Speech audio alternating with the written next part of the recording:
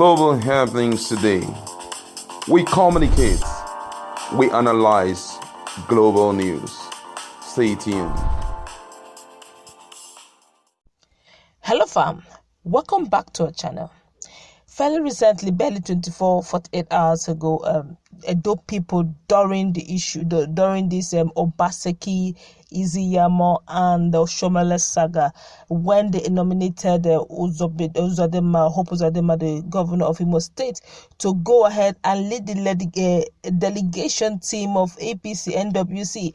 Well, the ex-speaker of State House of Assembly, and I'm talking about Honorable Kabiru, spoke extensively over this matter, warning Governor Hope Uzodinma not to step his foot in Edo State during this whole saga. If you check our feed, you will see full details of what he said, how he even promised to give him uncooked vulture eggs. I've never seen one before though. And he warned him not to even come close. If he must, he should hand over to his deputy. He should also pray with his wife and children, because he's going to have a negative effect upon his life. Well, Governor Hope Uzodinma has responded as one would have expected him to do. And the governor of Imo State, I'm talking about Senator Hope Uzodinma, has even boasted that the All Progressive Congress APC will not only field candidates for the Edo State governorship, but will also win the election. Governor Hope Uzodinma, who is also the chairman APC Primary Election Committee, however, blamed enemies for the current crisis rocking the ruling party, arguing that they are merely envious of the growth of the party. Speaking while accepting the responsibility, that means he has accepted it, assigned his committee, Hope Uzodinma described APC as a party to beat in any party of the country today. He now said, "It is my honor on behalf of my committee to accept this very rare confidence reposed on us by our great party to go and conduct this process that will produce our gubernatorial candidate for the forthcoming Edo governorship election. I want to thank the Almighty God, even when I know that this is coming at a time that our party is greatly challenged by some handiworks of our enemies and those who think the party has grown into national envy. I want to assure the leadership of this party, and indeed the entire membership in the country, that we will go and do justice to this assignment, and we will not disappoint all reasonable expectations." Wow.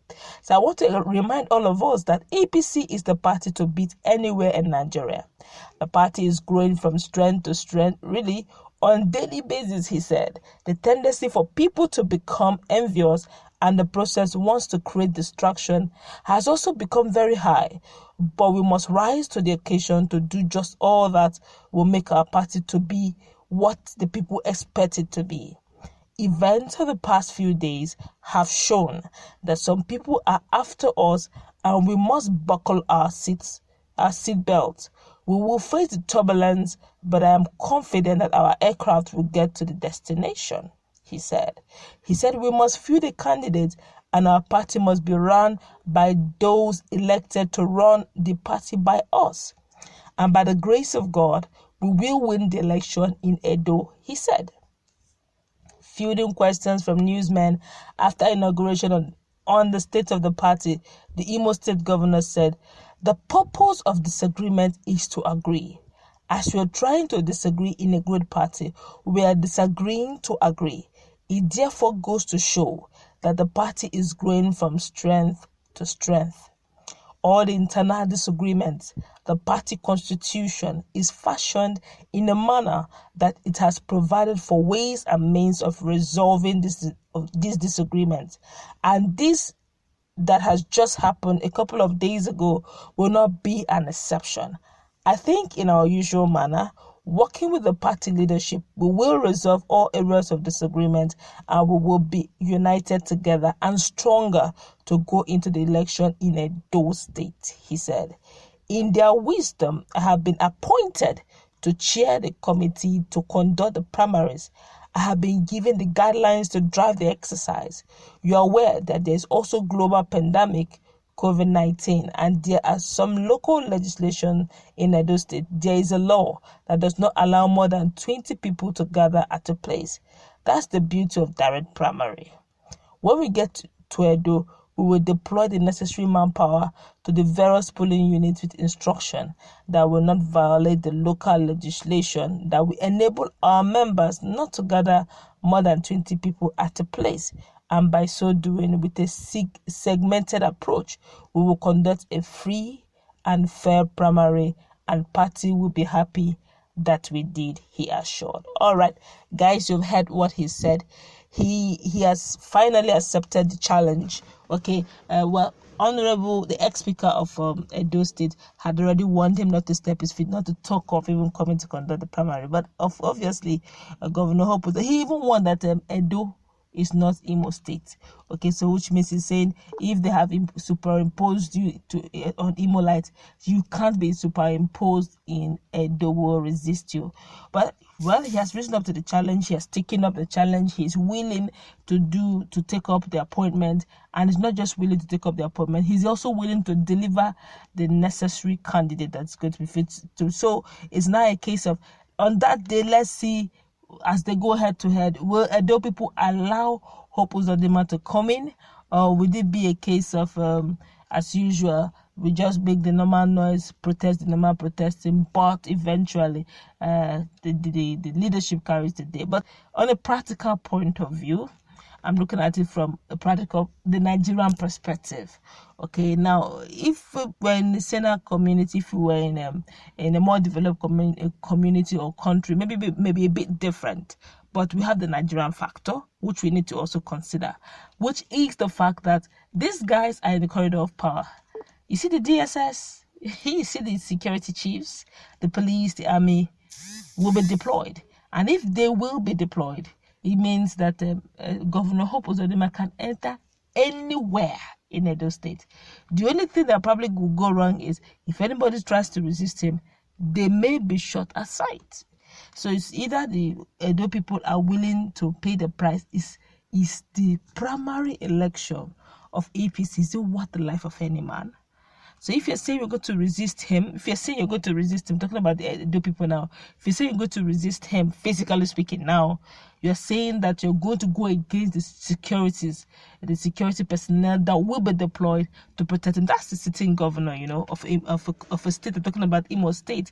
So he's not going to just walk on the street of Edo without some protection. Yes, I can assure you that.